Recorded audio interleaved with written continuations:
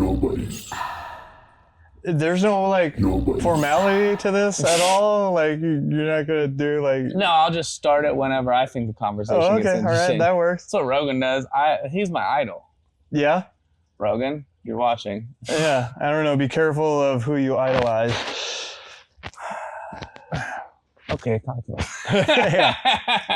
No, I like Rogan too. Like, No, yeah, yeah. he's cool, but like, yeah, I think idolizing any human is not a good idea. It's not a good idea, but Yeah, what do you do? because we're all flawed humans, so Right. putting someone up on a pedestal is they're only going to disappoint you. Yeah.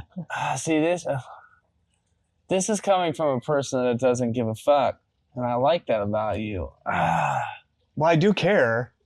No, I mean, like, yeah. you don't care about, like, well, like, you're not trying to be anyone. You're not trying to do Yeah, anything. no. You're like, no, I just. Well, I don't need that external validation. I do. Yeah. Well, why is that though? That's if a you could dig conversation. into that, it will solve so many things for you. Are you my therapist right now? Maybe. Yeah. Okay. So the rules of this podcast is there are no rules. Okay. I Good. don't give a fuck. All right.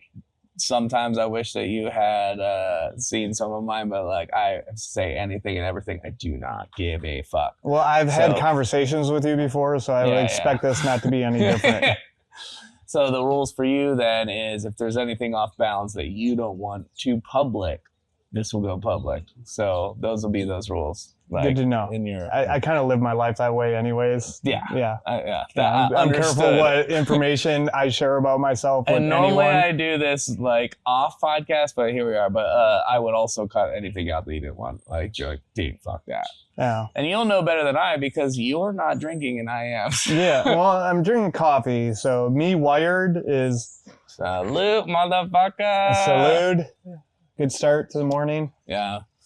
I've been wanting to restart this podcast.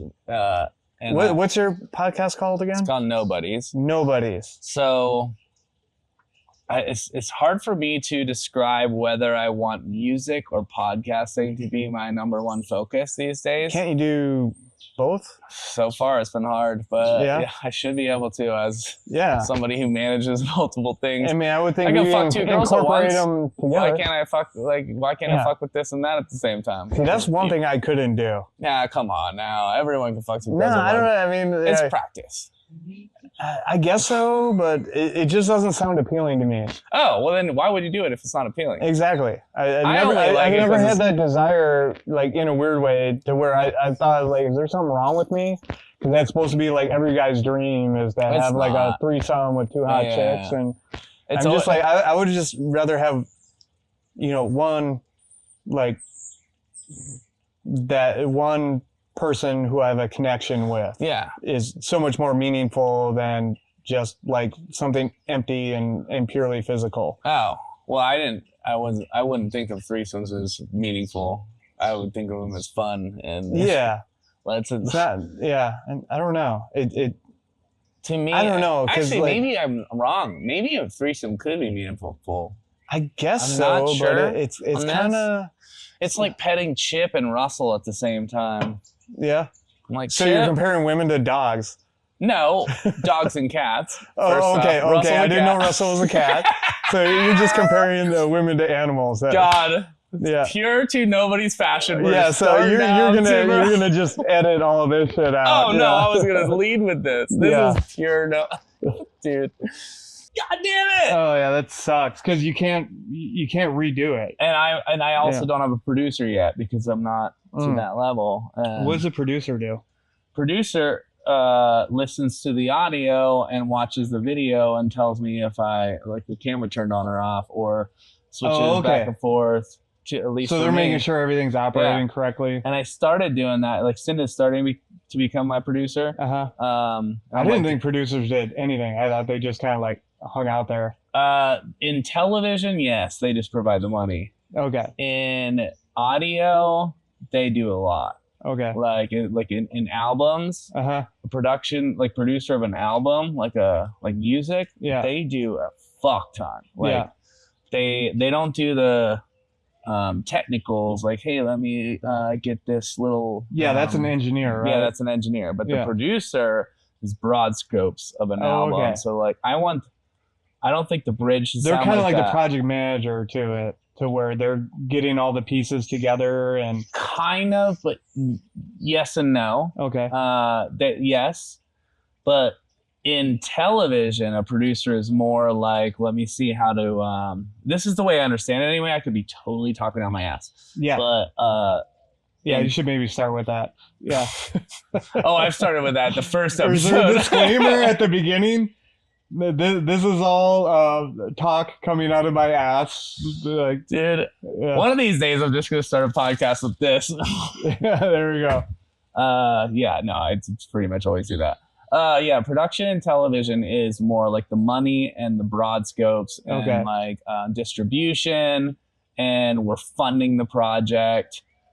Producers and music don't fund the project as like the label funds the project. Okay. Producers are getting paid and they produce like how the album should sound as cohesive, how the song should sound. I don't like the bridge there. Can we move it there? Let me listen to it again. Drums sound weak. Fix it. Yeah. Engineer, fix it. Producer says fix it. You know, like that kind of like broad scope vibes on. Yeah, so it's more hands-on. Yeah. Okay. Yeah. Yeah. Or it's all hands-on. No, because they're not the engineer. The engineer actually sits there and tinkles with the drums for 2 days, and then's like. But they're getting involved in every aspect. Yeah. That's the way I see it when I produce an album versus engineer an album. So, well, I guess like in TV or film, though. Is it the executive producer is the money person basically, but a producer, the next probably does stuff. Yeah, he's probably more involved. Yeah, okay. And then there is the and then the director. Yeah. And there's no director in music. Let me rewind. Yeah, I don't know. There's no director in like rock bands, like albums. There is a director in like. It's just the way I see it, and I could be wrong, but... Well, music videos for sure have directors. Yes, because it's video. Well, and then whoever sets up, like, performances, the stage and all that, that's kind of a director. That would be still, like, the stage director. Director, yeah. You know. But if you're talking about just recording, and this may be a 20 years old knowledge that I have, because... I never heard the name director except for television or cinema or visual. Like directors was always visual and that. Yeah. But I don't know. Actually. Well, there's directors in like plays and stuff. I mean, that's where it originally came from. I think. I am talking out my ass. Yeah. I think. What were we talking about earlier? Rewind. Yeah. We were talking about cameras. No. So yeah.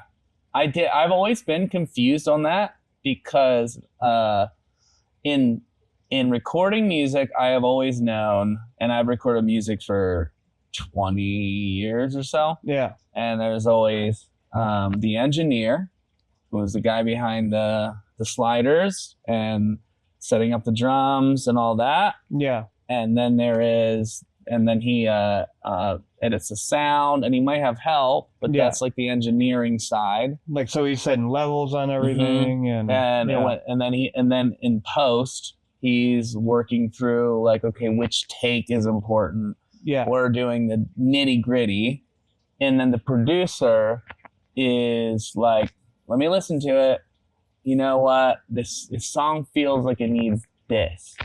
So in a way, a producer in music is kind of like a director. That's how I feel. Okay. And then the label in music is more of the producer. The label comes in and says, I don't like that song. Like, I don't want... Yeah, this isn't a single. Yeah. And so the label becomes the producer in television, is the way that I've seen it. Okay. And it might have shifted over time, and I'm not sure on that.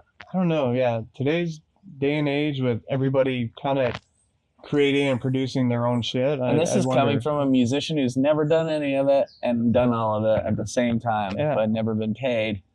Except for that one time. It's not about getting paid. I got paid once. I actually blew some airwaves up a hooker's ass one time. And you blew what? Sound waves up a hooker's ass. Uh-huh. And she bought it, and she paid me $5. I'm just kidding. I paid $350. Dude, I think I will say anything. Yes. Dude, welcome to Nobodies. Yeah. What were we talking about earlier, though? Before the audio, I did want to ask you about a couple of these questions. Cameras. That was the last thing, and we were talking about like real estate. When we were inside. Real estate. Well, we were talking about. Let's start with that. Just since it's the first thing you know, okay. Because I'm actually interested in this. Yeah, I have limited knowledge. You know, I'm not. But tell me about the conglomerate that's in Scottsdale, because I'm very interested in this. So there is what's the business called? Rocket Listing. Yeah. So is that only in Scottsdale? I don't know if they're a national company or it'd be easy to look up. Okay, say for again, just so when people listen back. They turnkey the solution for realtors, which kind of drives out, like if you're only doing one aspect of it, you're not going to be competitive, because like I don't know what their prices are now, but back in the day, like 2019-ish or so. I know everything changed since COVID, but... Will you tell me the story about when you and your daughter got into it? And then just like when you tried to start videoing and stuff? Okay. Yeah. Just start from the beginning. They're kind of unrelated stories, but related just the same. Okay. But I just learned about the Rocket Listing later on. But anyways, so my daughter Natalie, who you know... she turned 18. She got out of high school she graduated a year early. And so I suggested, one, not to graduate early. I'm like, do one more year, just have a fuck off year, you know, like have like 3 study halls and take some elective classes that are fun. Yeah. But that way you can graduate with your friends and just have an easy year before you go into the real world. Yeah. And but her mom was intent in pushing her on that. And for some reason, she follows her mom's advice, which you want to dive into learned. So I learned something a while ago. Never take advice from someone who's not living the life that you would want. Okay, Gary V. Yeah. Calm down. Okay. And I try to explain that to my daughter, because she takes advice from her mom, who is not living the life that she wants. Not living the life that she wants, and doesn't have a whole lot to back up her advice. Yeah. You know, from what she's doing with her life. But anyways, so going back to she graduates high school a year early. She was going to do college right away. I'm like, don't do college right away. Like take some time off, go work a job or something, get some life experience. Yeah. Like I think at 17, you're probably not at the maturity level to start college. At least she wasn't. And of course, but her mom wanted her to do college, so push her. She dropped out first semester. And but anyways, in the meantime, like she definitely was showing, you know, since she was, you know, younger, that she has an affinity and a skill for, you know, video and pictures and stuff, and she really enjoyed doing it. I'm like, well, if you really like this, let's make a business out of this. And like, I'm interested in it. Like, I'm interested in learning anything new. Yeah. You know, I'm just interested about life in general. So I'm like, yeah, I could get in it. And there's a lot of cool gear and stuff. So I like technology and stuff like that. So I'm like, yeah, I'd love to learn about this, and I'll do it with you. And I run a business, so I know how to run a business. So, you know, let's try this out, and I'll help you. And so I bought all kinds. I bought the camera. You know, I got a Sony mirrorless. She got I think like a Canon DSLR. Oh, you bought both brands? Well, she got her own camera prior to me getting my camera. Yeah.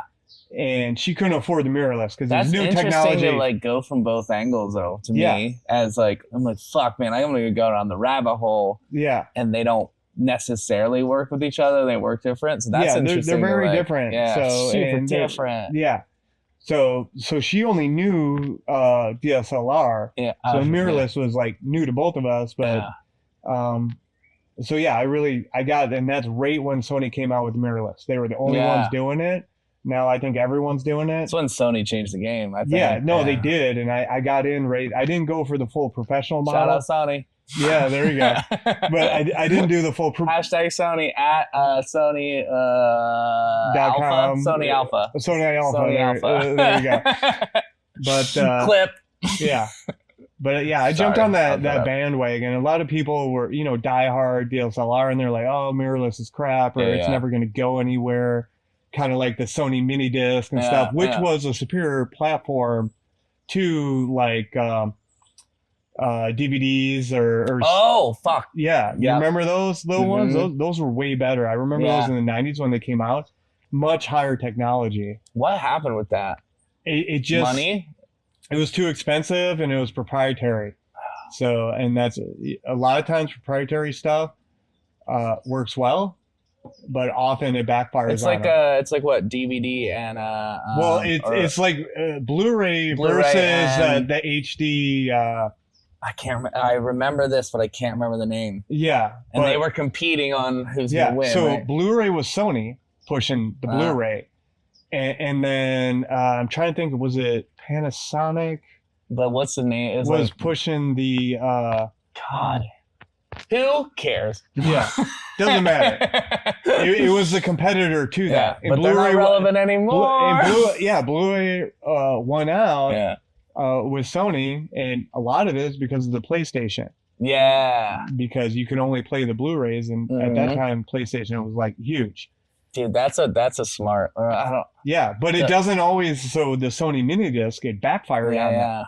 But they doubled down on the Blu-ray, and it worked out for them. That was a big risk, and then and now Blu-rays aren't even a thing. Right. 10 years later. Yeah. So. But they have still they got enough money to continue to go. And then oh well, in theory, we don't know. We could dive into that. They could have, it could have been. They might have broke even on it or even lost money. But now what I'm saying is you take broad strokes risks. Yeah. When you're a big company. Well, you have to take risks. All change is a risk because you're going into an unknown. It hasn't been done. Dude, I want to be a risk taker. I think I am, but there are levels of risk. Yeah. And I think that. Well, where are your limits? It's a good question. You have to know your limits. Yeah, but and if you don't know your limits, you have to go and find them. And, do the people that really change the world have limits?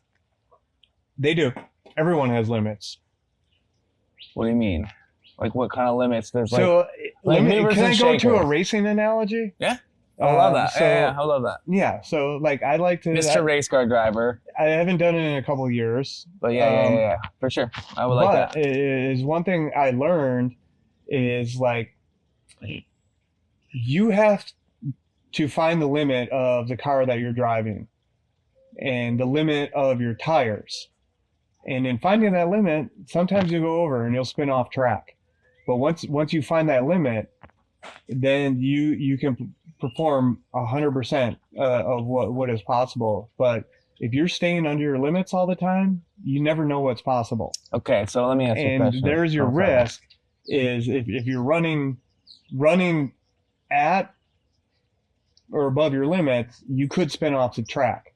But then you learn from it. Yeah. And then that's how you learn your limits is by pushing until oops, I went over my limit. Now I know where my limit is. Now I know where I can operate.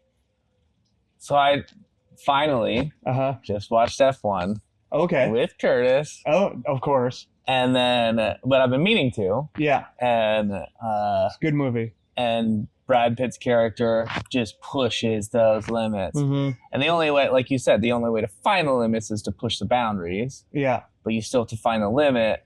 And so the reason why I'm asking that question is what is the limit? And the limit might be death. When you talk about race car driving, you literally could be death. You know, like there has been people that died. There's levels of limits, right? You know, and that's why I'm like, so what is my limit? I don't know. It's not that far. Like I don't have those kind of level of limits. I'm like, I'm not pushing until I die, until like I get old. But like, I don't. But you might push until you almost died.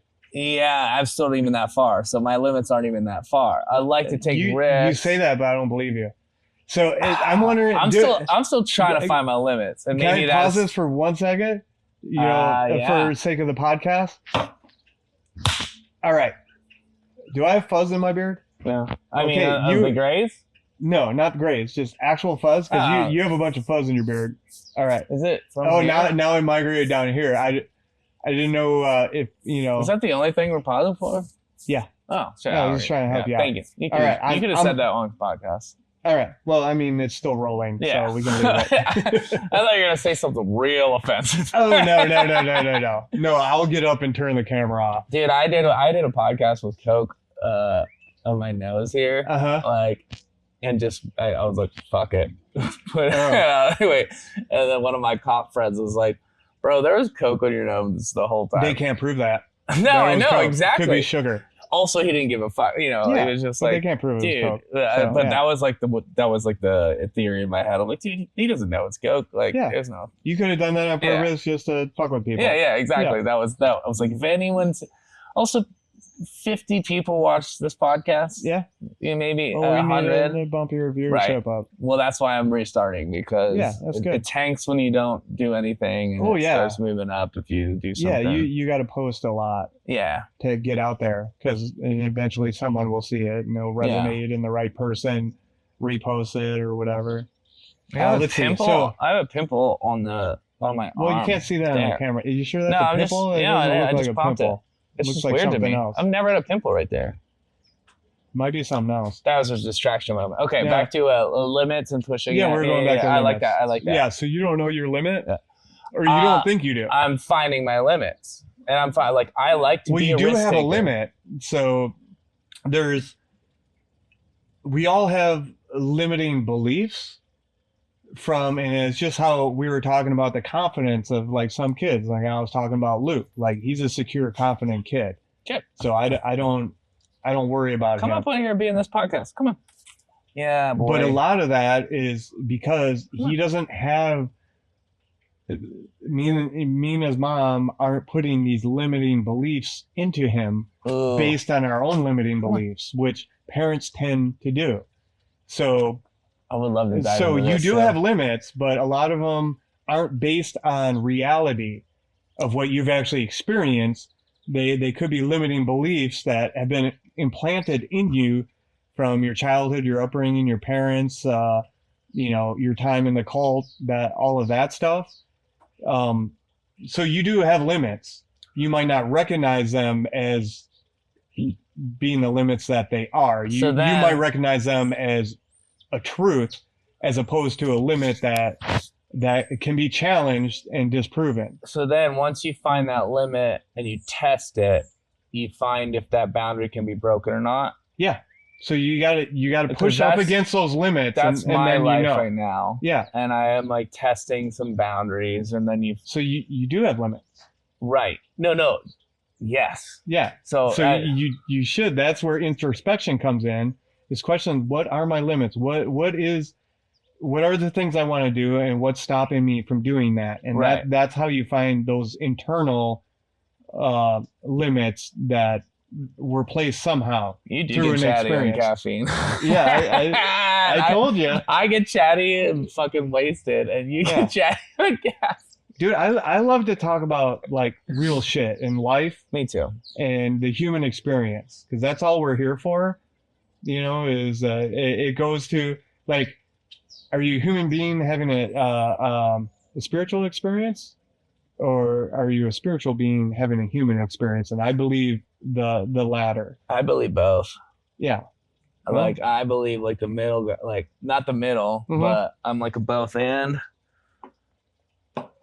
Like I am a human being having a spiritual experience, and I'm a spiritual being I'm both. Like that's how I believe, but I like that belief. Yeah. I'm not saying it's right or wrong. I just like this is the way I see the world. That's interesting. So how can you be both on that? Because they're kind of conflicting ideas. Are you sure? Yeah, kind of. Well, so that's why I want to hear like how you see it. So the way I see it, this might be like my own belief in God, the ethereal, the divine, if you will. Like I don't believe in the God that I grew up with. I am very and it's very limiting, that God. Yeah, right. Yeah, it's this box of a God. Well, it's actually this construct of what I was taught was a box. Yeah, very man-made. But the God we were taught was still the Alpha and the Omega, the beginning and the end. Yeah. Omnipresent, omnipresent, omnificent. There's one more omni, and I forget the other omni. Omnivore. So omnipresent is all present. Yeah, all seeing. Yeah. All seeing and all knowing. Omniscient is all knowing. Is all knowing. So then what's all powerful? Omnipotent to be all powerful. What's beginning and end? Omnipresent. Oh yeah, I am present in the past, the present, and the future. I am all present. That's a good. So does time really exist? Not for God, it didn't. But for any of us, does it? Okay, so hear me out. Yeah. So in our box, we were taught that God is all these things, yet we put him in our box, in our construct, in our like rules that we had created for ourselves. But we even taught ourselves that God was all knowing, all powerful, and all like time and space. Yeah. We taught ourselves this. Yeah. Yet we still said we're this, in this little construct. Yeah. So back to your question, spiritual with a human with spiritual. How did you say that? Yeah. Are we a human being having a spiritual experience or a spiritual being having a human experience? Okay. So to answer your question, I believe that we're both. Okay. And I believe that we were a spiritual being having a human experience, which means we came down and had human experience, which is in the construct of my upbringing was Jesus, but then it's all of us. Yeah. And then we are also those beings having a spiritual experience. And that's what I think sometimes is what aging has been doing to me, which was like, I was a spiritual being and I came down and had this human experience. And as the more I grow, I'm like, holy shit, I'm a human being having this spiritual experience. So like, think they're one and the same, and I'm like opening up like the third eye, if you will. I don't even know if I have the tickle, but like the like they're one and the same. Like it's just like these waves of consciousness that goes in me and out of me. And I learned this over like mushrooms and just experiences like this. I'm like right now it's human, but also might be spiritual, and then also sometimes I'm spiritual and I'm like, wait, but I still feel my legs, like when I go really spiritual, like if I'm having a big experience, I'm like, yeah, but my knee still hurts. So that's like the spiritual of me having the human of me. So that's what I mean. I don't know if that makes sense. Doesn't at all. Not even a little bit. I was glad to be hippie with you. Dude, I am not hippie at all, too. I'm like, all the hippies listening, which are none of them because I'm a douchebag. Your 50 viewers. Yeah, dude, not a single hippie. Cindy might watch this and she'll be like, nope. Yeah. Yeah, like, or your sister could watch it. Yeah. But, yeah. That's as far as I can go with it without explaining it further. I'll just repeat myself. Yeah, well, I mean, we're here to explain things further, aren't we? Okay, so let me ask you, let's rewind a second on the backtrack like 5 minutes ago. We were talking about your limits, and you were saying you didn't know your limits. I would like to explore that more just because I am testing the limits. How are you testing them? Like in what aspects? So I feel like I do more risky behavior than, for example, Lindsay likes. Lindsay hates when I jump off a cliff at 30, or like at 30 feet. Yeah. And then she tells me, look, I've seen people in the hospital. And I don't mean to say that Lindsay doesn't test limits. She tests other limits. Like, I don't mean to tell her, like, say this as, Lindsay, I'm not saying that you're not a risk taker, but I feel like you were nervous for me because I'm more risk taker than you. However, I'm not as, I don't want a monkey suit because Like I'm afraid like I'm gonna be a speed demon and I'm gonna fucking like the limit will be death, and I don't want to die. Like, and I don't want all of my friends and family to see me die, nor do I want that to happen. But like, for example, I risk taking on freedom of speech, and I push those bounds, and I use words that I shouldn't, and I chirp about things I shouldn't. What's telling you shouldn't, though? The powers that be. Who are they? The government. Or Jeffrey Epstein's conglomerate. For example, like say I chirp about Jeffrey Epstein or genocide, and I keep chirping. If I keep chirping, someone's going to shut me up. Maybe, but I'm testing that limit. More likely you just be discredited or not taken seriously as a threat. But what I'm saying is I test those, like I'm testing that limit, and it's only in my friend group right now. Yeah. Maybe tomorrow. Okay, let me backtrack. I don't think I'm the biggest risk taker yet, but I'm going to keep pushing. Yeah. But I test other limits. I'll I don't know. I might hit you in the face in this podcast, and I see what you do. Please don't. See, these are limits I don't want to take. I don't want to. I hit my brother in the face. He hit me in the balls. That was a limit, and I didn't like it. But the repercussions of that test. Yeah, so I'm not sure what I would do, so don't do that. I'm not gonna do that. Yeah, deal. Yeah, all right. Yeah, we can agree on that. Yeah, okay. We both have too much to lose with that. Right, but that was a limit I tested with my brother. Yeah, and he fucking hit You don't need to find every limit. Right, exactly. Okay, yeah, this is why I wanted to talk about limits. No, it's for the things that are important. Okay. That's why I said the things that are limiting you from doing what you want to do. And we all have those. So currently I think I'm doing what I want to do. The fear of being broke and relying on my support system scares me. That is terrifying to me. Because I don't want to just be the person that always is like, hey, will you guys help me again? Because I took another risk and I failed. But it's like risk versus reward.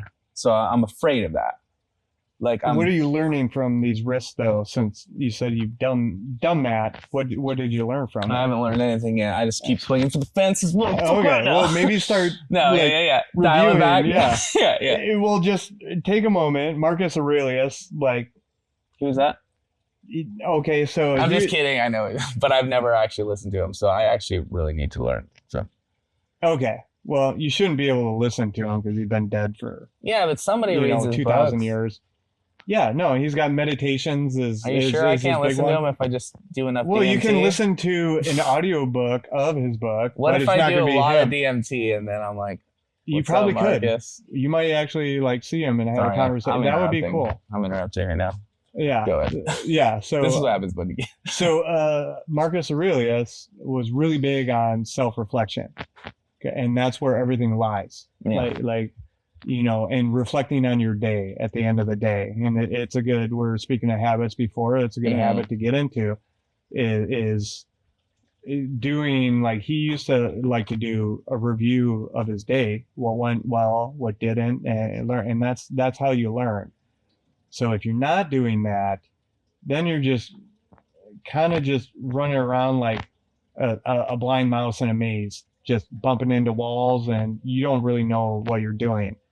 But if you can like reflect on that and okay, what did I learn from this risk that I took, or this thing that I did? What worked out well, what didn't? How can I improve it? Like doing that kind of stuff. If you start modeling your life that way, then like failures and mistakes are good things because that's where we learn the most. We don't often learn much from our successes because we start getting the confidence that, okay, if I just keep doing this same thing, I'm going to get the same results. And that's not always true because, life has changed and things change, and what worked right now might not work later. And if you don't know why it worked and what went well and what can be improved or whatever, then, you might be just for a time do well with this method. Chip, come here, dude. I know you have stuff to say, but it's not your turn. Wait, do you want to take a turn? Oh, yeah. So speaking of like, taking the risks are a good thing because risks lead to failure. Usually initially a risk will lead to failure, and then you learn from that, and then it is no longer a risk. Now it's a calculated decision. But you have to learn from them. You can't just be like, well, I fucked up, I made a mistake, and don't go any deeper into that. Like, so you need to dive into like, why didn't that work? Like, I thought it would work this way, it didn't. Okay, why didn't it? And why did I think it would work that way? And where was the error in my thinking? So I'm gonna make an extreme example. Sure, those are always the best. Yeah. So there's this guy in the news, Alex Peretti, the guy who decided to go film ice in Minnesota. Oh, that's the guy that got shot? Yeah. Yeah, okay. So he took a very extreme risk. Yeah. Well, I don't know. Let me reverse that. I don't know if it's that extreme, but he decided, I'm going to go to this protest because I feel it in here. Or that's so they say. Like maybe he did it, and maybe he was an agitator, maybe he wasn't, like for both sides of the aisle. Yeah, and truth really isn't a thing anymore. But so he went and he took a risk. Yeah. So, and it landed him shot. So that's not me. I don't want to do that.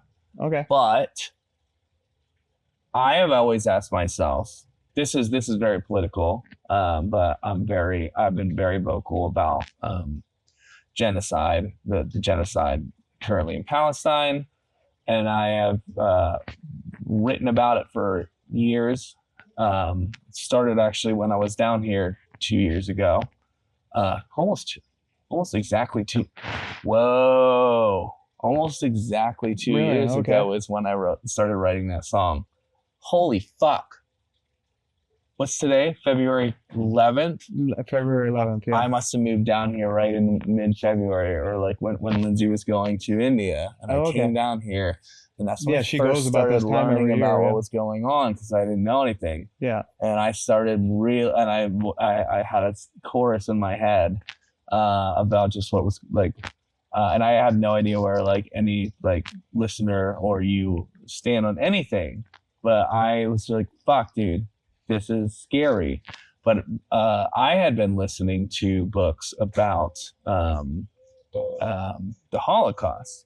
Okay. And I listened to The Rise and Fall of the Third Reich, and I've also listened to A Man's Search for Meaning. I don't know. Viktor Frankl. And just like hearing about this, and I was like, "Fuck, man, I don't know if I could like stand up for like what's going on back then. You know, like you want to, you want to, like, that's a risk, like so like that's what I mean. There's levels to risk and levels to like the level. And so if you're a person in Nazi Germany and you start seeing these people get put on trains and you know where they're going, but you're just like, I can't say anything because the SS are right there. And if you're like, hey, this is a problem, bop, you're on the train. You know, like, is that the risk I'm willing to take? I don't think I am. And so I've been like, that was like a introspective moment that I, like, when I was reading these books, I'm like, fuck, man, what would I do? Yeah. And that's where like my song was birthed out of. But then I was just like, dude, I hope this never happens again. And this was like 5 years ago when I was reading these books. I'm like, dude, I don't know what I would do when this happens. And then I start seeing stuff like this happening. It's maybe not to the same level, but I'm like, I don't like it. It sits uncomfortably right here.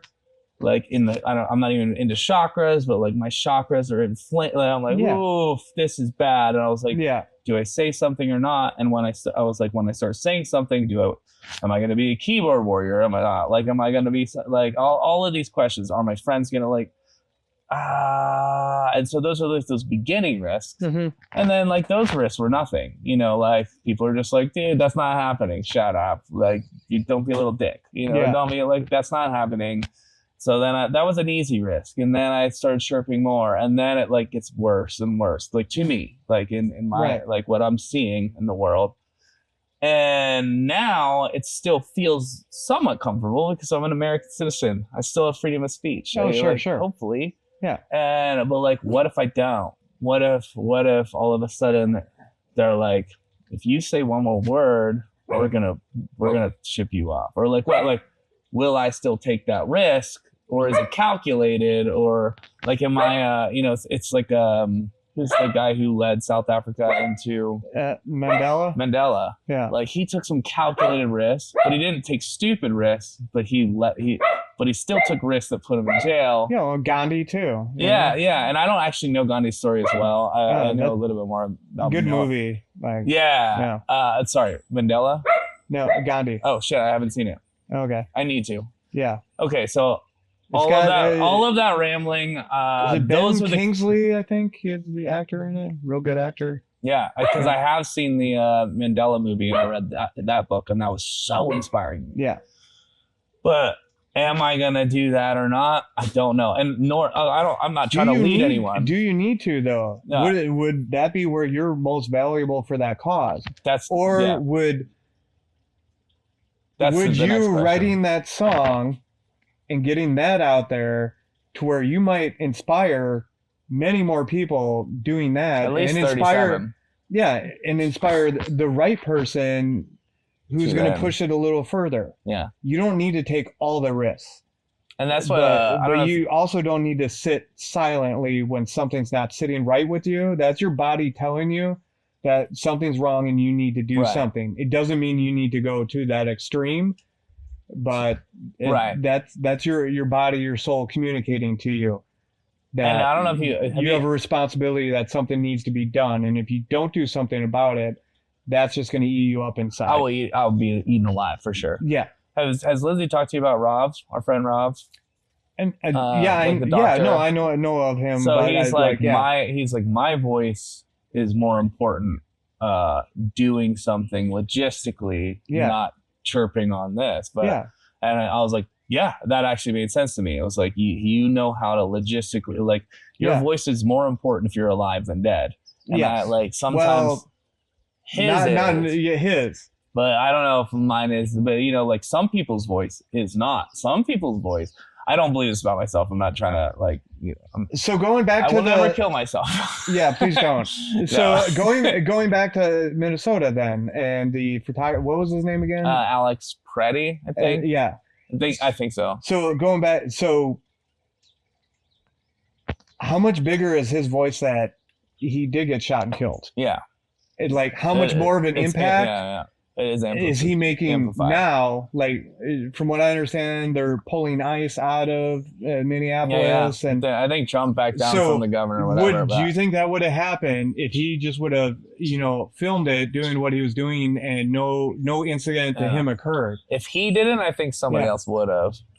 But we don't know that. But you never know when you take the risk. And you have an idea of how it's going to go down. Back to your level. That's my level. Wasn't his plan. I don't want to die. Like, I'm not ready to die yet. Nor I think my voice. Oh shit. I think I have a more important voice. Well, do you trust in God, the universe, to where you will be protected from that happening until you're ready to go? See, this is where I don't trust enough to know the outcome, because I wouldn't. Would you really want to know the outcome now? No. Would that be beneficial? That's not good for life. No, exactly. Do you like so why are you limiting yourself because you don't know the outcome that you don't want to know? Well, of course you're human, but these are things to think about. It this is when you start digging into your life. Like, why do I do the shit that I do? Welcome to Nobodies, bitches. Yeah, this is a good conversation. This is why I wanted to start this. These are my favorite kind of conversations. I know I'm a bit these are the real ones, but I really do like. This is why I started this podcast in the first place, because it's fun. I would get drunk or high with a friend, and then we go so deep, and I was like, dude, we should be recording this right now. Like, what? Like, I'm pretty sure that's how your idol Joe Rogan started out. It's probably through a lot of conversation. Shout out Joe. Shout out Sony. Probably a lot of conversations. Like, dude, we should just put this on. You know, we're famous enough. People will probably watch. Like, let put this on fucking camera and see what happens. And now, like, he's the biggest podcast ever. Yeah, and has been for a long time. The thing that I mean, this is obviously these things have gone through super serious, but I do like the idea of testing. Just to bring it back to even just like what you try in life, you know, more like the financial or the physical, like, dude, I'm gonna fucking start this, you know, like, these things. And some of the things that scare me is like, okay, I tried it this time and it failed. I tried it this time and it failed. And then you're like, how many failures until I'm my dad? That's my shout out, Dad. That's my key point, though. Is so maybe what you're missing is the learning from those failures. Yeah. And you're stopping at the failure and not getting the benefit of the failure. I think so too. Because you're just looking at it as a failure and not digging any deeper, or looking at yourself as a failure. One of the things that you not said looking to me, at it as like, this is the best learning experience. And like my life personally, I've learned so much. I've owned several businesses. My first business I started when I was 24 years old. Oh shit. I mean, didn't know shit about shit, but I figured I'd figure it out. And I did, but for a year and a half, I just consistently failed at everything I did and learned. So then, you know, fast forward 5 years later, I'm ready to start the business again, but now I have all those lessons and that knowledge that I learned from my failures that helped me. And I still made tons of new failures, but I had that as like a starting point. It's just like, okay, I might not know exactly what to do, but now I know a lot of what not to do. And what not to do a lot of times is more important than the what to do. Like the what not to do will sink you faster than the doing it right will bring you up. So if you can avoid the sinking, you know, it's a lot easier to you know, sail a ship when you're not spending all your time bailing water out. You know, so like if you plug all the holes, then it's a lot easier to navigate that ship. I was just gonna make a business and pussy joke, and then you started saying plugging all the holes. And you just can't overload. Your brain just locked up. Oh, it just goes sex jokes, cannot compute. Exactly. Damn it. It just crashed the server. Bro, I was gonna say, I was like, if you just take business and replace it with pussy, I constantly failed with pussy. I constantly failed.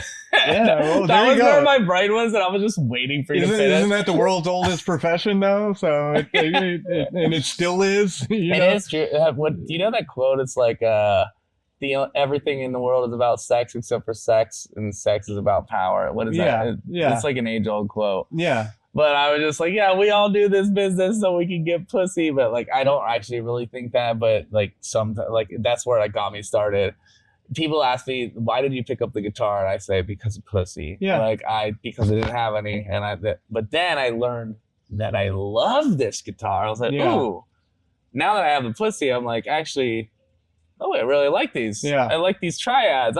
This is fun. And then I discovered a thing I like. And that was like maybe it's a creative thing. I don't know if this is like a more business minded thing. I think you're like a little bit of both.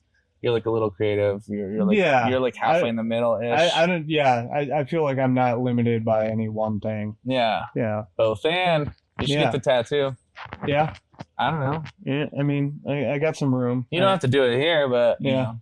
I mean, Sim has it. Gabe, you gotta meet Gabe. Lindsay has it. Met Gabe. I have it. Yeah. Justin's gonna get it.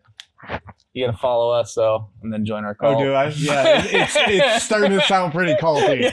I don't. Yeah. I think it takes a cult follower to start a cult. Yeah. So. Well, I think what the likelihood of getting in another cult, if you've already been in one, is like extremely high. Oh, I'm gonna start one, motherfucker. Yeah. Well, and that's my joke. Shout out Jared Leto. So I went to this really cool retreat, Sedona Mago. Yeah. Really cool. It's all Taoist based. Yeah. Beliefs and stuff, which is cool because I like, you know, the Tao and you know the way they think. The Tao Te Ching, yeah. Is the Tao between the yin and the yang? It's like that middle ground. Okay, so the Tao. I don't know much. I'm the asking. Tao is basically like the way, the path. It's everything. Yeah, is the Tao, and that checks out. Yeah. Like, cause I've really only know the word. You could replace it with God if you want. Yeah. Just another way of looking at it. Yeah. Instead of like one omnipotent being, right? It's just everything. Yeah. And we're all connected and stuff like that. But so I went to this retreat. Yeah. Okay. And then I lost where we were. What my point being? So I was talking about leading cults. Cults. Yeah. So that was a joke. So I was going to. We're kidding.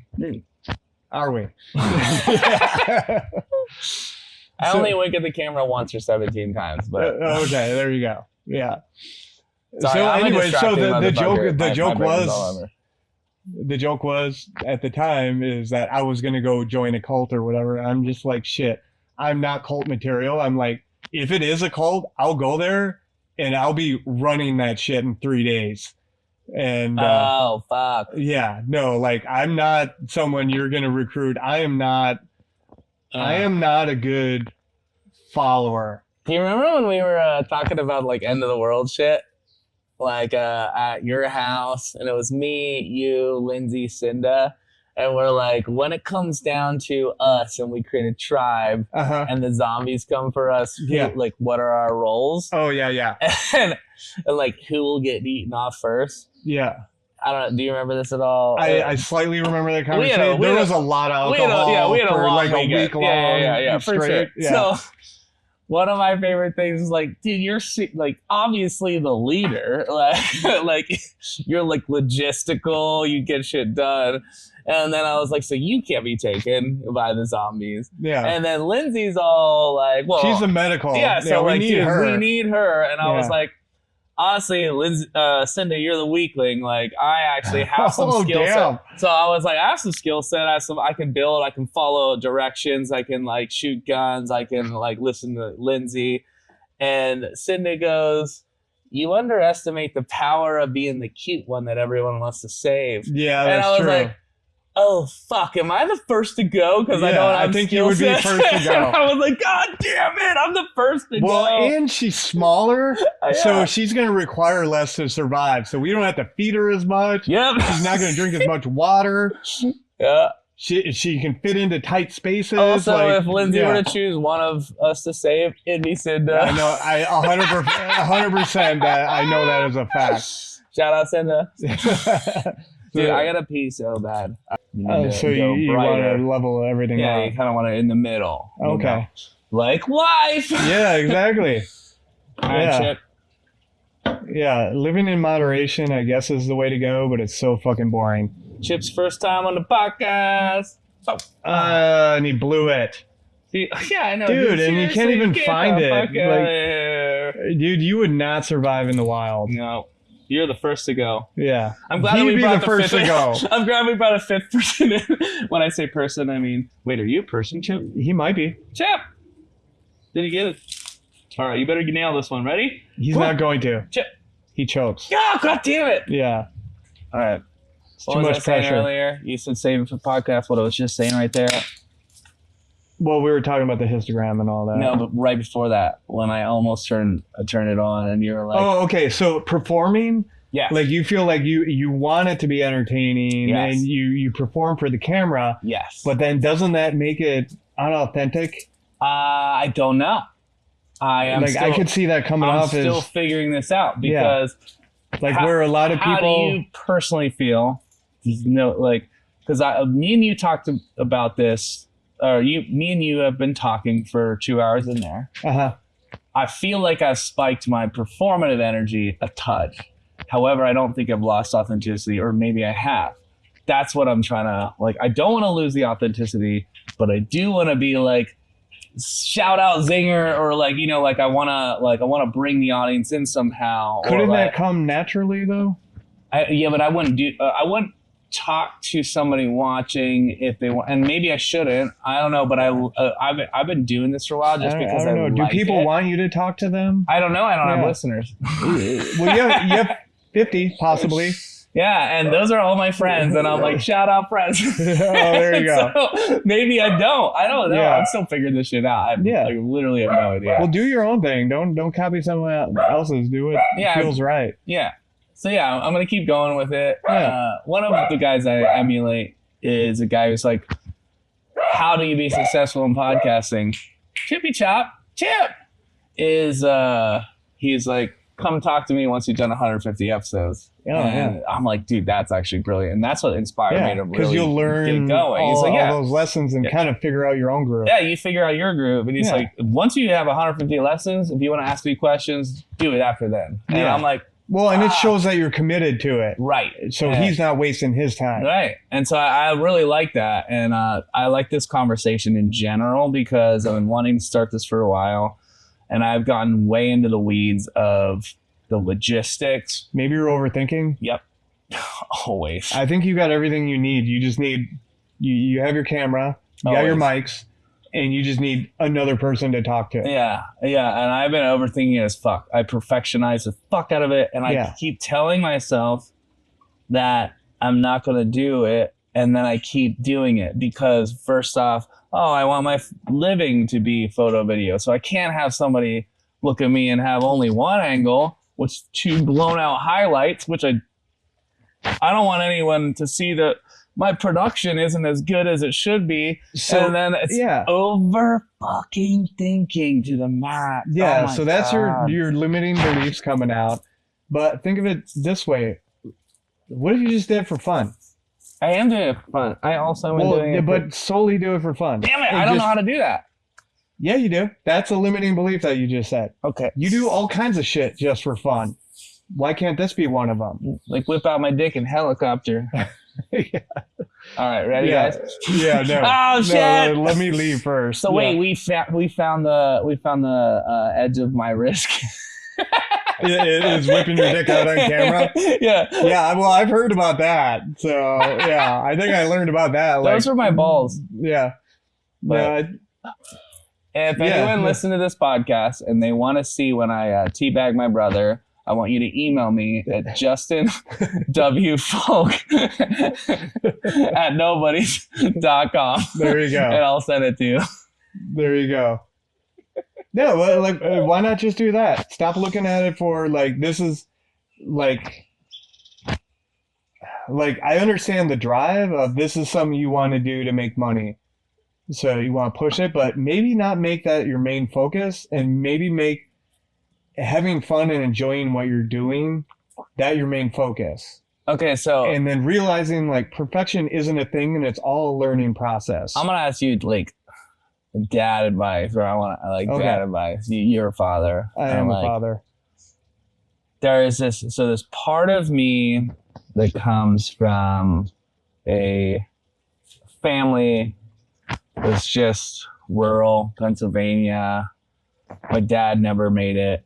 He had all this visions of grandeur, and he's a hard worker. Yeah. He didn't figure out his own hopes and dreams, but he's still happy, which I really appreciate about him now. And he's soft. And that goes back to how one measures success. So then, but there was this other part of me that listens to a lot of people is if you have a vision of what you want, you go for it. You do it every single day. You logistically chase the thing you want.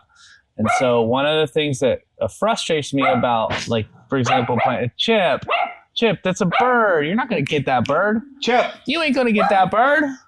Come on. You're never going to get that bird. Chip, come here. The birds are fucking with him. I know. He's never going to get it. Chip, you're never going to get that bird. They know that. Come on. Come here. I have so much to say on this line of thinking. So to carry on that, or to just finish that thought, as it's so, I don't know how to switch this mentality. I really don't. And maybe you can give me just a point. Why do you feel you need to switch it though? No. The switch of doing something to make it successful, to do. And so for music, was like, I want to be a musician. I love playing music. And then I get so bogged down with having to work every day and play in shows that I like people don't see, and then that bums me out. So then I know that it's performative. Then I know that like the reason I'm having happiness or sadness is because I don't know if we've reached a level of success. And in my logic brain, I know that will never give me success. I know that nothing will ever bring me that success. However, I've never experienced it. So then I'm like, dude, all I want to do is make this music. So the same with like, I want to do a creative act and make enough money to pay my bills and not worry about where does my rent come from so I can do the creative. And so I tell myself that. Yeah. But also, I don't know if that's actually true because I only am telling myself that. But when my rent is there, I probably still will be like, yeah, but what's the next level? What am I performing for? What am I getting to the next level? And I don't want to go down that rabbit hole. But I'm already, so I don't know how to reprogram my brain to be like, dude, just do it because you fucking love it. Because I do love it. I do love this. I loved it inside, and I love it every single time. The bird is really fucking with him now. Hey, come here. Yeah, that bird is going to kick your ass, dude. Chip, you're not even facing him to bark at him because you're so scared. Chip, come on. Hey. You're ruining our podcast. No, or you're helping it. Yeah. Well, to wrap that up, I don't know. Like, I don't know how to switch my brain to just do it for fun. I have another perspective and some ideas to share with you. Okay, so I'll shut up. Thank you. Okay. So, what about just thinking, like, what are my basic needs? What's a bare minimum that I need? Air, food, family, 3 girlfriends, Chip, and Russell. Okay. Maybe some food. I said that. Did I not say that? No, you said air. I said air, food. I don't. Housing. We can do the air, food, shelter. Housing. Yeah. So figure out what you need. Community. Yeah. Kidding about the girlfriends. I only need 2. Yeah. And that's all you did. And then Chip, and then Russell. No, I like pet companions, but I don't need that. Yeah. So well, I mean, kind of you do. I think I like it. I can't tell if that's a need or a want, but I like it. Well, you have a connection with them, right? So you need to. Maybe it's the connection aspect. So connection, like community / connection. Yeah. Okay. Yeah. So then just figure out, like, what do you actually, if you're speaking of money, what do you actually need to have those? Fucking creativity, but I don't. Well, no. I'm stripping it away from how you get the money. I'm just thinking, like, how much money do you really need? No. For that? Creativity, not money. Sorry. And that's a missing point that I need creativity to sustain my happiness. I need to create somehow. Right. Personally. Sure. Like, I need to. It sounds like you're very art. Yeah. I'm an artist. I'm just trying to get the money focus out of this. Yeah. So you can focus on the creativity, because that has more. It appears that has more value for you than money actually ever would. Yes. That's what I can speak from experience that everyone thinks like having $1 million is your life will be great and it'll solve all your problems. No, it doesn't. If anything, you just have more. Yeah. And being focused. Well, money won't problem. Yeah, more, and it's true. Different problems. Yeah. But you still have problems. That's part of the human experience. Yeah. We're all going to have problems. But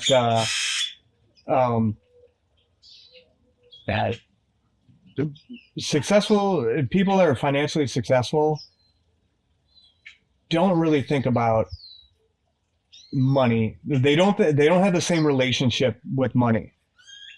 So most people who aren't financially successful or are only minimally successful because they're just grinding and killing themselves for money's sake, they're coming from a scarcity mindset. And like, if you come from abundance mindset, I never worry about money because I know it will just come. Money comes and it goes. Did you ever have the feeling where you were worried about money, like younger? Or did you like you never cared? You just like got it. Or like was the abundance mindset like taught, or was it? It was just something innate in me, I guess. I didn't have any mentors. I didn't have anyone teaching me anything. Yeah. I had to figure things out and seek knowledge on my own. But you never cared if you were broke or rich. Like I can tell. No, you know what? I can tell you honestly, probably the happiest times in my life were also the poorest times. Yeah. And once I saw, and some of the most miserable times are the times that I had the most money.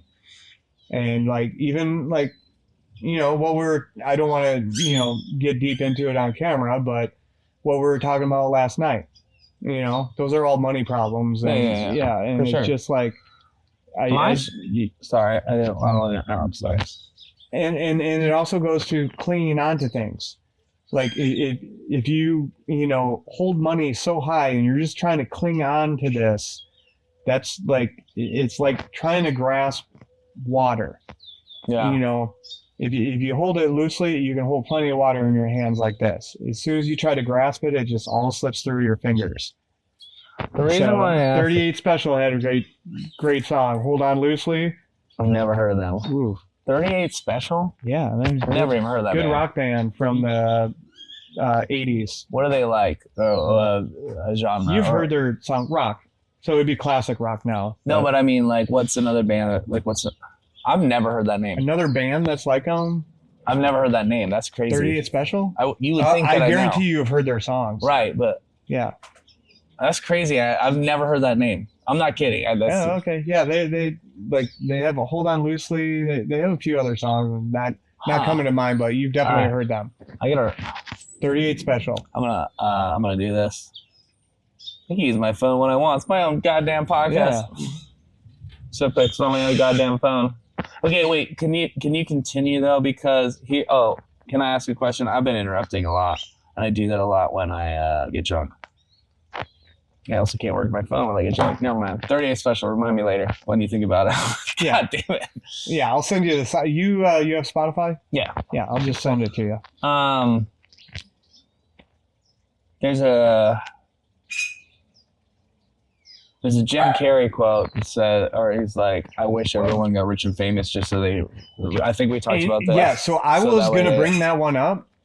Because it's a good quote. Then you say it. And he got so much backlash for that because, like, it's easy for him to say because he is rich and famous.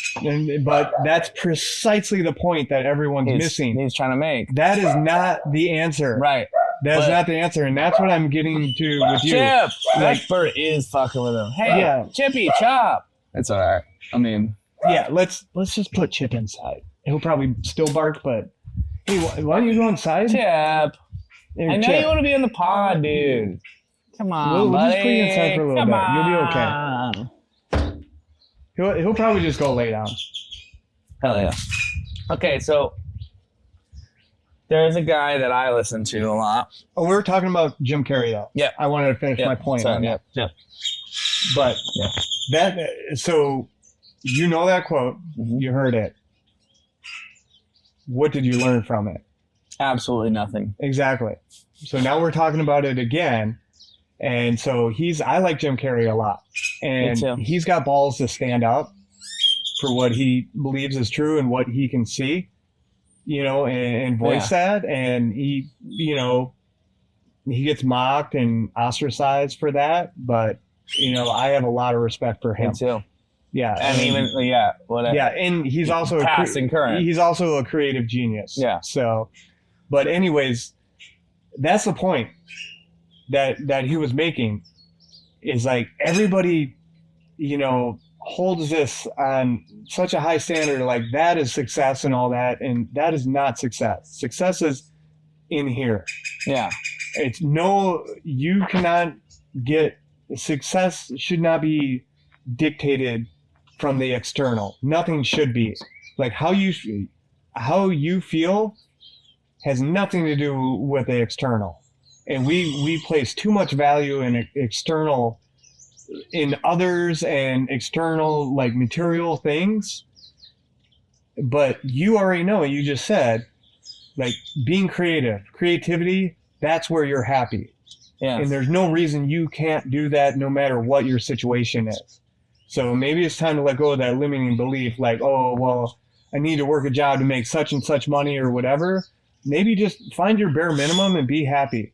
And so you have time, your bare minimum of what you need to survive materially, and then seek your happiness where you know it is already. And then the money will follow. As soon as you stop, when you chase something, you push it away. But as soon as you open yourself up, I really do. Yeah, to the abundance, and just, if you truly believe something, it will come to you. And it's been proven enough that is true. That's the way things work. People just, from the limiting beliefs, they like, we want to listen to those more, the limiting beliefs, because they're safe. They're there to keep us safe. So when you say get enough to make by and then create, yeah, what do you mean by that? Create enough to get by, or just work a job to get by? Like, logistically. You know what? Like, doing your bartending gig? I don't have that anymore. I got fired. Okay, but you could get another bartending gig? I could, but my fear is it keeps me comfortable. And then when I get comfortable, maybe if you view it in a different way. My happiness lies in being creative. Yeah. And that's what I want to do with my life, is being creative. Yeah. So you don't have to look at it as like, this is what I'm going to use to get money right now. Yeah. Like, you can get another bartending gig. Anytime I want. Yeah. Which gives you, and I believe you're probably really good at it. I'm very good at it. Yeah. So you'll make enough money that you'll have enough money for those basic needs, and then you'll have the flexibility of schedule and stuff to where you can focus more time on the creativity aspect. I don't believe in talking with you. Like, I know you love working with cameras and stuff. I don't believe like you have a passion for doing videos and photos for real estate shit. Nope. No, not at all. So why don't you just abandon that? That's not going to lead to happiness, because that's not really where your creativity is coming out. You know where I like it? I've always known this. I like music. I like podcast. I like talking. I know I'm good at this. Yeah. I wish I wasn't trying to do this for like some sort of success, but I really do like stop it. Doing it for some kind of success. The thing that I was telling about before was the perfection. I'm like, but I need to do this to make sure that But also music does that sometimes to me. I'm like, yeah, but if people don't like it, is it good enough? Am I going to release it? But I released 2 songs last year, hadn't done it in 10 years because I loved it. And I was like, I like this. Yeah. And I do like putting out good work. I'm like, I'm going to make this good. So I do enjoy that. And then it bums me out when people don't listen to it. So then that's the ego in me. And then I'm like, you're seeking external validation. Of course. So How do I get rid of that though? Fuck, dude. How do you get rid of that? Recognizing it? Good parents. Sorry, mom and dad. Yeah, no, just like, you can do it at any time. They will never listen to this podcast. Hopefully not, because they probably don't want to know that much about you. They would have stopped at the second one. Yeah, they probably wouldn't make it past 5 minutes. No, yeah, they wouldn't. Yeah, but now you've identified that. Well, here is a limiting belief. That's one of the things you told me that I really liked about. I was like, how does Luke have so much confidence? You're like, good fucking parents. I was like, God damn. Yeah. And one of the things I will say, and in all seriousness, sorry to interrupt, but no, you're not. No, because I do it all the time. So, yeah, it's a fault of mine. But I have a lot of things to say too. Shout out, Cindy. God damn it.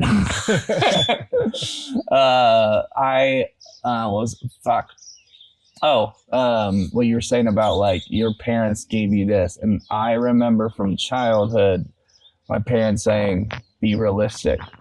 Like don't put your. I didn't say they gave them to you. Fuck. So they came from your parents, but you took them. And you're the one holding on to those beliefs. Which you're saying. And you're the one that can let them go. Okay, so I want to push back on. But we found your main, and through this discussion, we found your main limiting belief. I really do. I love it. Right there is the necessity for external validation. Yeah, but I also love. So if you could let go of that.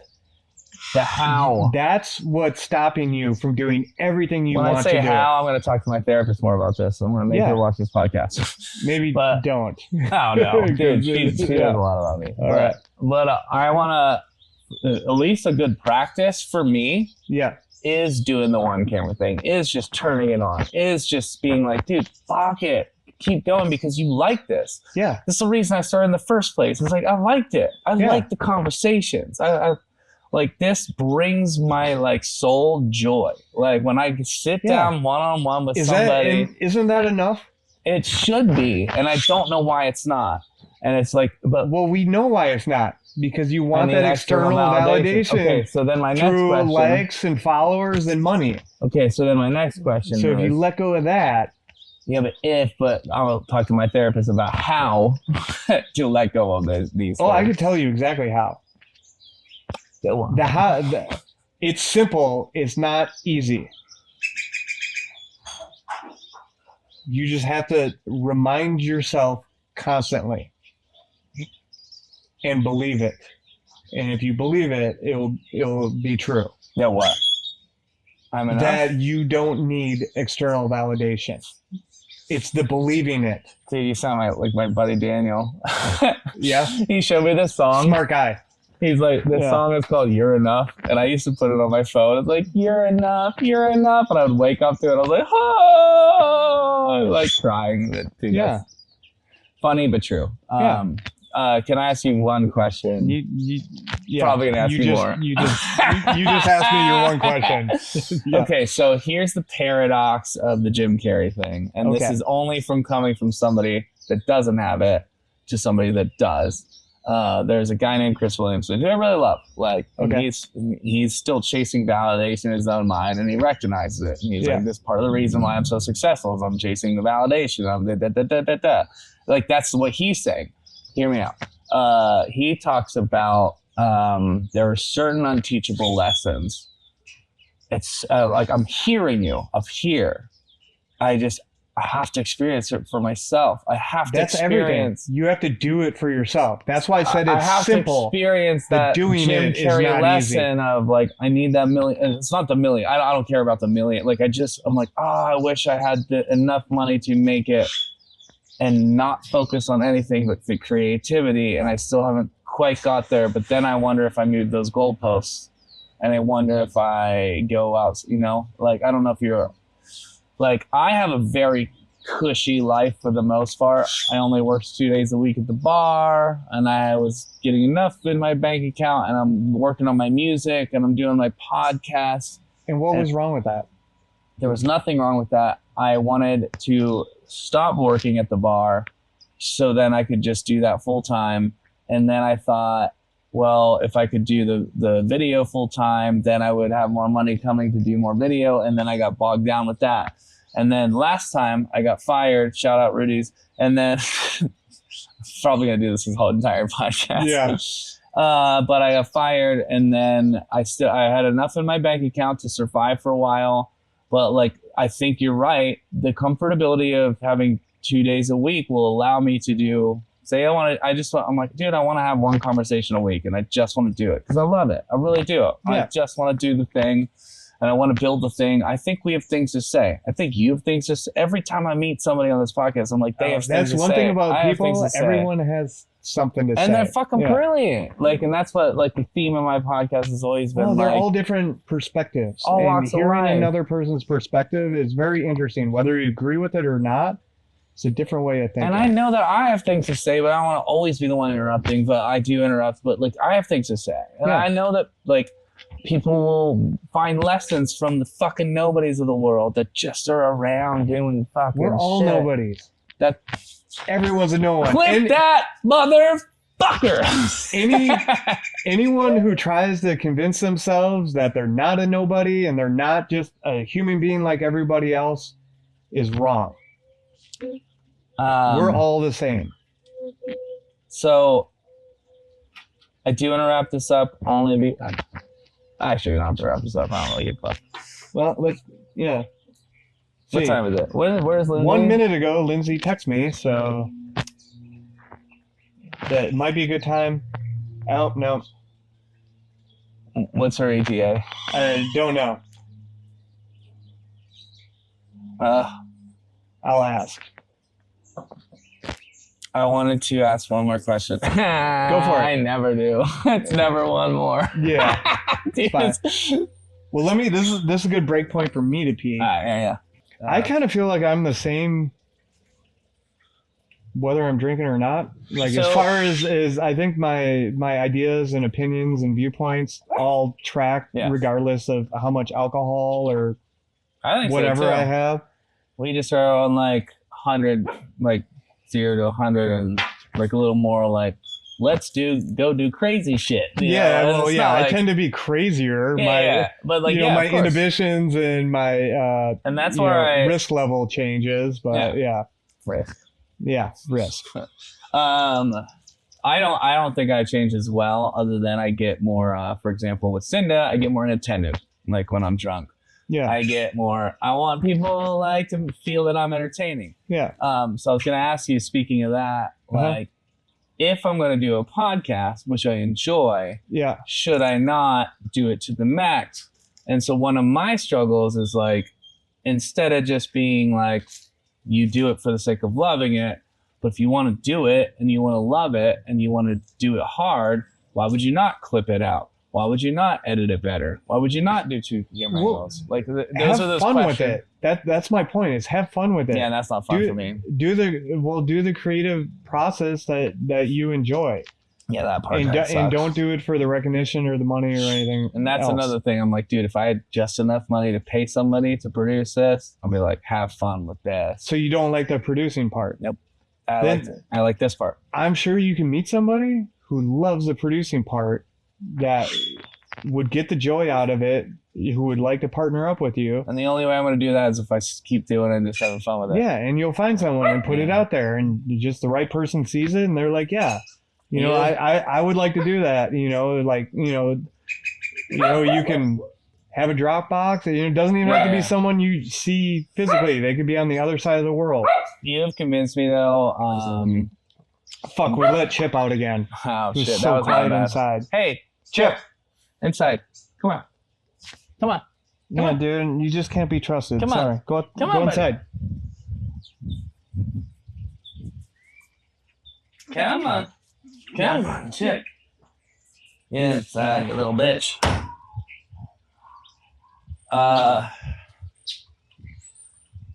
You have to, like, one of my convincing points was some of my heroes, and I know, I shouldn't idolize anyone, but like the people that I like that are successful did start for no reason. Yeah. Did start because they loved it. Yeah. Theo Von did hundreds of episodes by himself because he's like, I just like working on my stand-up comedy. I like practicing my skills. And Joe did it Rogan's for the like, joy of I it. just like hanging out with my friends and talking bullshit. I'm just telling you, that's the secret to true success. I think so too. And when I say I think so, I need to experience it, and I'm going to do it so hard when you haven't touched it. But I'm afraid that I'm like, I'm going to get to a level, and I'm like, but I haven't touched it enough. I got to get there, and I don't want to do that. I want to know that if I'm creating in my free time or most of my time, and I'm making a song, I'm working on my music and my podcast, that's when I'm truly happiest. And when my mom. When I show my mom my first song again, she's always like shit on my music. And maybe that's where that comes from. But when I put out my newest song and I was like, Mom, I want you to hear this. She was like, I'm really happy that you're making music again. You were always happiest when you made music. I was like, no, I wasn't. I was making music because it was sad. but it still made me happy that she saw me as happy because I'm happy now. Like maybe you were happy and you didn't realize it. It could be true. It was coming from a place of sadness, but and you found joy through it, and that's what got you through. But yeah, like she's like, it's not even my style of music, but I'm just happy that you're making music again. Yeah. It makes me. It seems like you're happy, and I was like, fuck, dude, that made me happy to hear that, and maybe that's where that validation comes from. Obviously, you know, just maybe my own version of my parents, but. So as a parent, because I'm a parent. Wait, what? Yeah. So it's. Shout out Luke. Shout out Natasha. Shout out Natalie. There we go. Hey, got them all. Yeah, there we go. Finally learned your kids' names. Good job. No, that's good. I have a lot of them. So, but it's not a matter of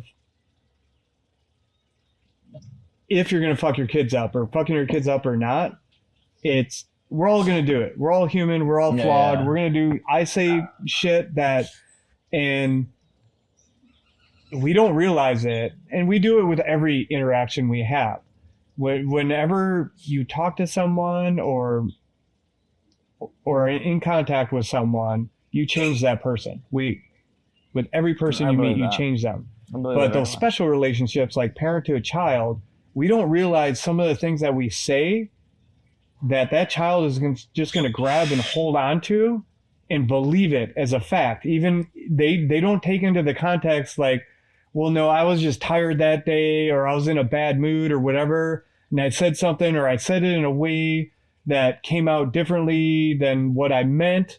Yeah. And we just kind of let that go and don't realize how much a child can hold on to that, and create this limiting belief based on something that you said that you didn't really mean. Yeah. And that's why it's important to be really open with your kids and talk to them. But so you picked that up somewhere from your mom that she hated your music or shit on your music because probably, you know, I don't know the context of when this happened. I'll give it to you. Okay, let's hear the context, and we can kind of dissect that, and it might help you let go of some of these limiting beliefs when you dig into it. I actually am slowly letting go to them in general with like my mom and my father. Yeah, I mean, that's good. That's the best thing you can do for you. One of my fears is always being my dad, because my mom viewed him as a failure, and then I viewed him as failure. And I'm like, fuck, dude, I don't want. But he's happy. Yeah, but he wasn't back then, and then I hated him. This is in my teenage years. Dude, me and my dad are repairing very much. Like we're starting to get closer. I feel like it's nice. But I was maybe because you're seeing him as a human being now. So I am. You can understand him better. Yeah. And then me and my mom were always close, and she feels a little distant right now. But I want to work on our reparation as well. Like just, but I like when I was younger. I mean, I made music in high school, and everyone loved it. Not everyone. I had some friends that did it, but like my parents loved it. Yeah. And then I went to college, and I started making music outside of the element. So like, I don't know if we like that. You know, like we don't like that. Yeah. And then I left the faith, and then that hurt. Like it was like a dagger in the heart. And it was like leaving. And so then the next songs, I started making music about leaving Nicole. And then I remember sending my mom a demo, and she's like, you sound like a fucking dying cow. She didn't say fucking, and I was like, what? And I was like, that hurts, but I didn't know how to say it, but I was like, what? But think about it, Nick, she's reacting to, because you know that you doing that would hurt her on some level. Also, I might have sounded like a dying cow. Possibly. We could. It was a demo, man. Get the fuck out of here. I feel like we need to listen to it now, so you can get another set of ears on that. But I also, this is, I actually didn't feel as bad about it until later, because then I realized that my mom always has something negative to say about something I did. Always? Because that's a pretty big general statement. That is a big general. Yeah, I hate when people do that. I always hate when people do that. Yeah, exactly. Yeah, that is true. Actually, it's a bad habit to get in with. It is. Like I'm working on that for myself. Always and never. To not generalize things so much. It's very smart, actually. I didn't think about that right now. It helps in relationships a lot. I'm finding out. Yeah. Like, you always say this. I'm like, no, they did it once or twice. Yeah, exactly. My mom has a habit of just being a little cutting and sarcastic. And it's like me and Kuros are talking about it, but like the line of when we're giving shit and when we're like actually need to be gentle with somebody. Yeah, and you probably are a little more sensitive with your mom than you would be if your friend said the same exact thing. But my whole family's like this, and you might notice this about like Lindsay and I come from a breed of very just we give shit. One of the things I like about your sister so much is that she's like that, and I can be like that. When I came home from college, I picked up 20 pounds, and we'd all been skinny, all of us, and I was the only person to first pick up weight. And it was like 20 pounds. I went from like 150 to 170. Yeah, and as soon as I got back, I was like, "See, you got fat." Like, freshman 15. Let me punch in those. I mean, dude, just like dug in, and I was like, dude, that could probably come from like a good friend, but like when it would hit home, and I was like, I'll be forever skinny. So it obviously worked. Because I'm like, never pick up weight again, motherfucker. Yeah. So, I mean, okay, but then there's all that trauma that from that we have to talk about on the podcast. Yeah, exactly. So why am I skinny right now? Exactly. Yeah. It's not for your health. It's to avoid judgment. Yeah. Yeah, and that's where like, and there's your external validation. And again. Also, but like, and then going back to like really big success sometimes comes from the chip on the shoulder, but then does that get you anywhere in happiness or love or life? That's my point. Is because it's how you view success. Yeah. If you're like, I'm sure there are tons of successful actors and rich people, business people that on outside appearances, they look successful, but inside they're not fulfilled. Yeah, this is what I talked about. And they keep doubling down and chasing it. Yeah. And this is what I have to keep reminding myself. And I truly believe like I'm not as much chasing money, but I would like to at least experience the success. But hear me out, because I have constantly reminded myself, I know that once I get to this level, I will be the same happy as this level if I choose it or not, because I know I will constantly compare myself up if I stay on this path. You know, I'm like, yeah, but I'm not my music like didn't get as far as this. And then say my album gets, you know, I don't know, like Taylor Swift before she got famous level. I'm like, yeah, but I'm not Taylor Swift now. Or like whatever like, I know that logically that I'll keep doing that. And I have to remind myself there is never a level of success that will make you any happier than you are right now. But it is work to remind myself of that. And I don't know what that is other than the chase of the external validation. So I have to remind myself the progress is my happiness. The people that I love are my happiness. Yeah. But if one goddamn person that I love shits on my shit, fucking immediately text me up here. Yeah. It hurts. Yeah. And it's hard not to take things personally. And that's so why hard. Having open conversations with people and speaking, you know, being vulnerable and allowing yourself, at the risk of having your feelings hurt more, but talking about your feelings and letting people know, like, hey, you know, when you said this, like, I felt like this. Yeah. You know, and it's a lot of, you know, people, I don't know how you feel. When I say something to you, I don't know how you feel. I can guess. Me or you? I'm just talking to you in general. So, but we can generalize it. I don't know how another person feels when I talk to them unless they tell me. I feel vulnerable. You would make the assumption that that person doesn't know how you feel if you're not communicating that. I feel vulnerable. Okay. Multifaceted. I feel like crying again. Yeah. Also happy for this conversation. Yeah, well, good. It's a good conversation. And I really like it at my time. How do you feel? I feel great. I love having these kind of conversations and getting to know you more. God, that's it. Yeah. I gave you like 4 descriptors.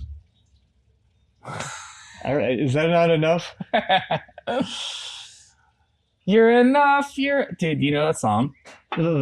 It's like it's from like my era of early 90s. It's like, you're enough, you're enough, you're enough, you are enough.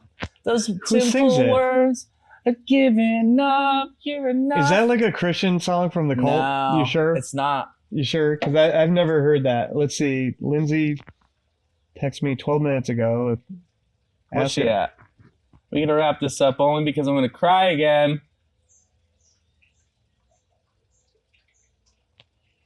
Oh, now my phone's working. Sleeping at last. I used to have this as my ringtone. Oh. And I never heard this until my buddy Daniel showed me. It's actually dope. Shout out Daniel. Shout out Sleeping at Last.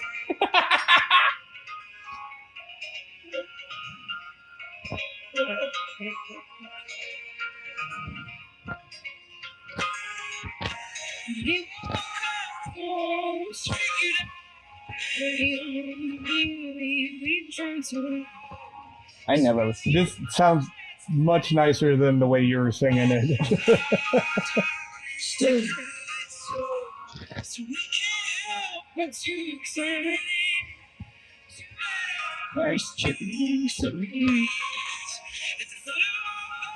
Fade it.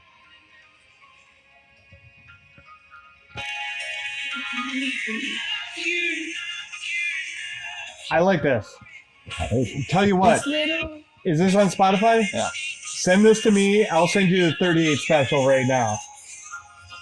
We'll exchange songs that have deeper meaning that have influenced us. It's a good exchange. I love it. And I had this on my ringtone because he talks about waking up with, you know, all these questions. And Caught Up in You is a good song too. Oh, dude, we can go down the rabbit hole into the music exchange, which I really like about friendships. Is sharing music is the key to the soul, I think. Like, even me and Jax, just like sharing music, I'm like, I'm going to show you stuff that speaks to me. I'm going to show you stuff that bops, but I'm going to show you stuff that speaks to me. So, I'm going to show you, or I'm going to send you one more song until later. You probably never heard. There's no way you haven't heard this song before. I don't know. There is ways. I grew up in a cult. Oh, true. I'm struggling with that with Lindsay because she doesn't know a lot of music. We didn't grow up in like music and it's hard for me. I might know this song. You've definitely heard this song. But if you listen to the lyrics. Yep, I know this. I mean, it's specifically talking about relationships, but you can equate that to everything in life.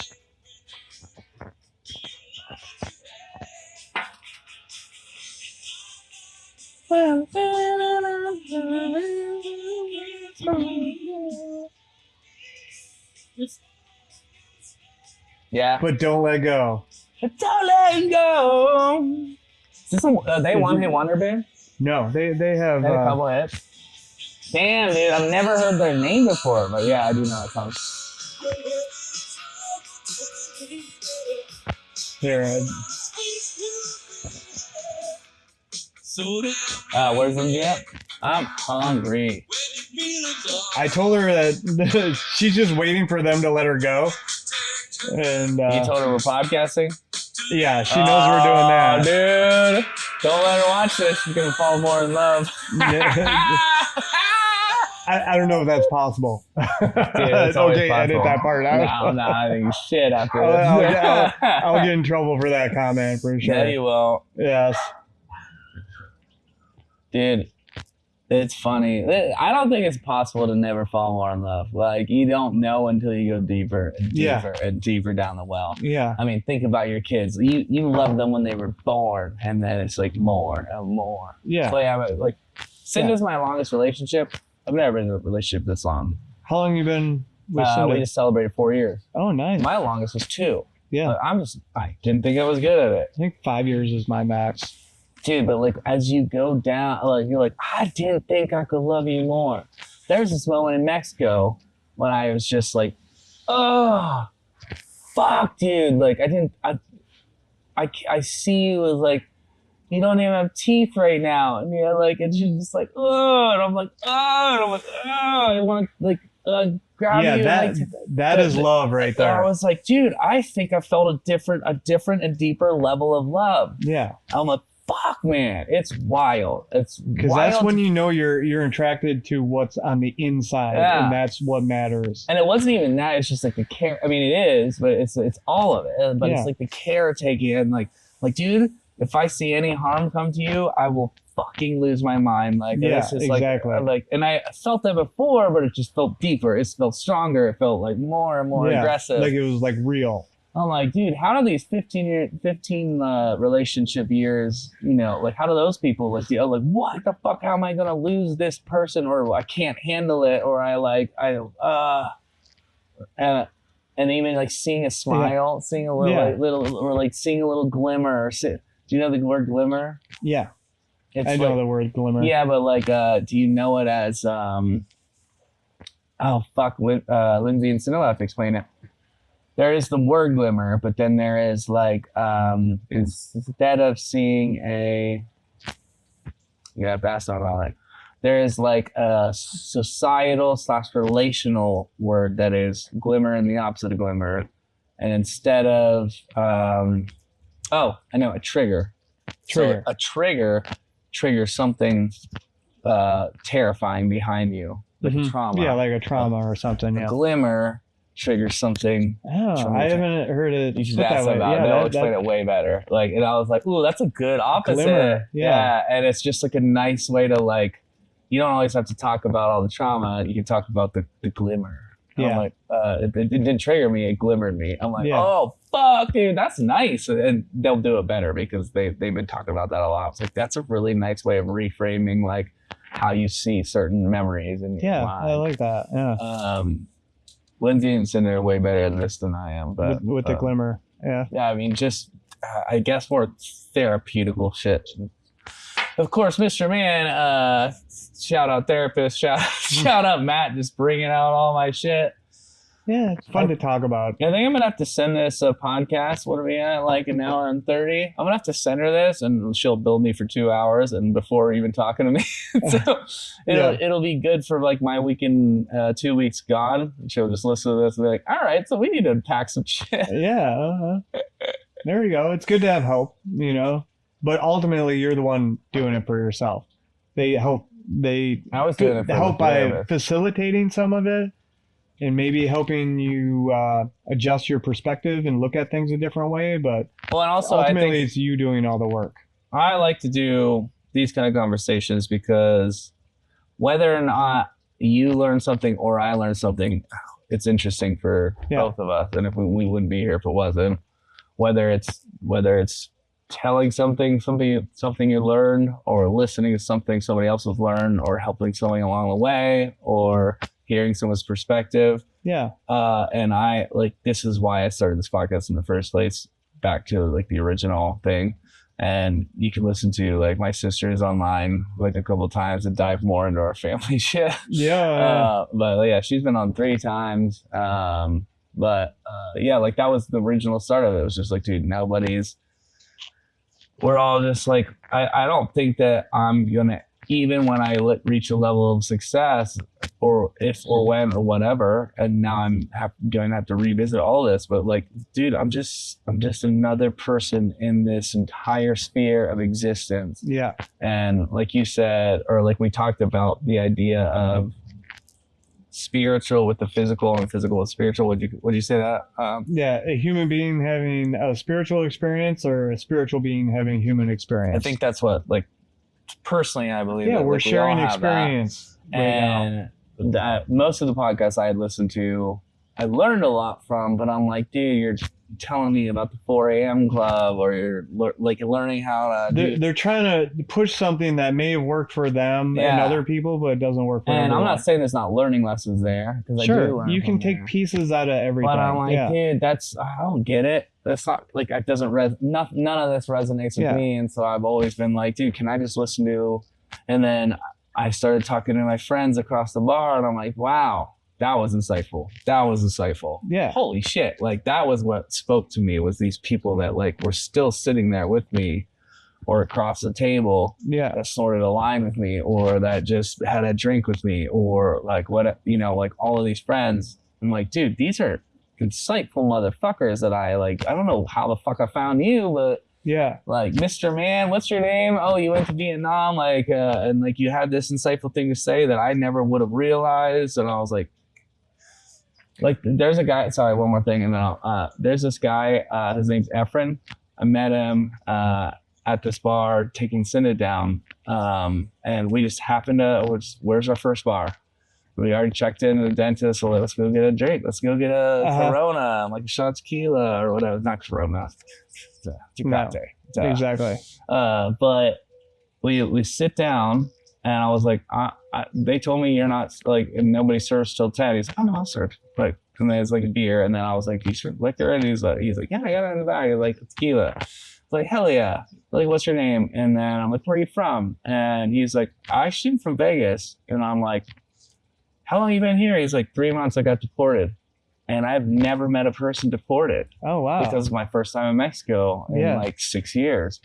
And then we just got such good friends with him. And I was like, dude, will you like to do a podcast and tell it? Like, he's been in the States his entire life, like in Vegas, like almost his entire life. And he's like, dude, I don't tell anyone here. I just kick me out.